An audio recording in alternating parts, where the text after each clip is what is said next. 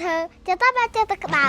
ចុះមករមួយទឹកហ្នឹងហើយតែឲ្យតែចិត្តដល់ទឹកហ្នឹងដឹងតែទឹករីងអស់លេងតែបានមួយសោះវ៉ាវហេមេឃមិនឡើងក្តៅហែងហើយឡើងចង់លោកខ្យល់ហើយឥឡូវឡើងត្រជាក់ស្រេបដូចព្រះអាទិត្យត្រូវទឹកចឹងនេះ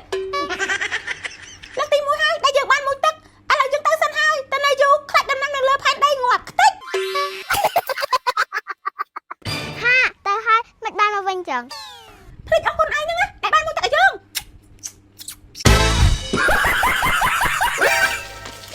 អូក្តៅនេះមេឃយីមេឃឡើងហប់ឈឹងត្មង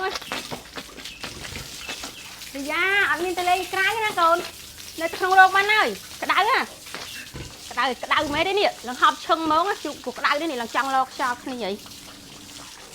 រីយ៉ាអត់មានទៅលេងក្រៅណាក្តៅណាបើព្រះអាទិត្យនៅចិត្តវិញបាញ់ទឹកឲ្យព្រះអាទិត្យត្រជាក់បន្តិចនេះកុំឲ្យក្តៅពេក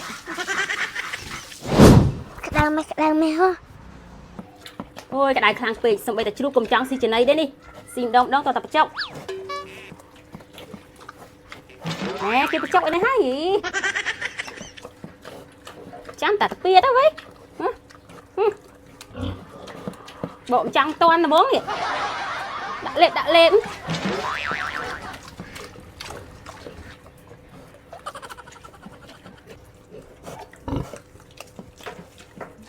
ឆ្ងាញ់ណាស់ខ្ញាច់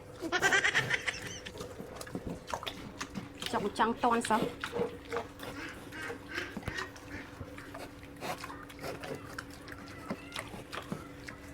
បានហើយអស់ហើយផាយប្រៃនេះ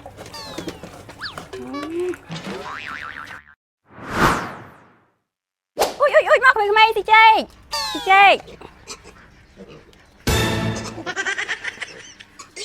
កទីចេក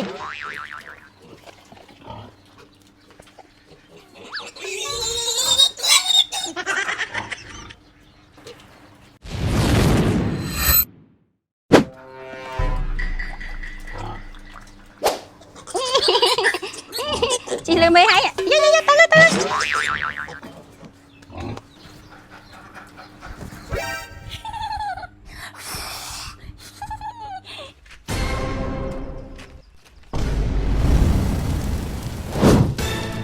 ទៅក្តៅហា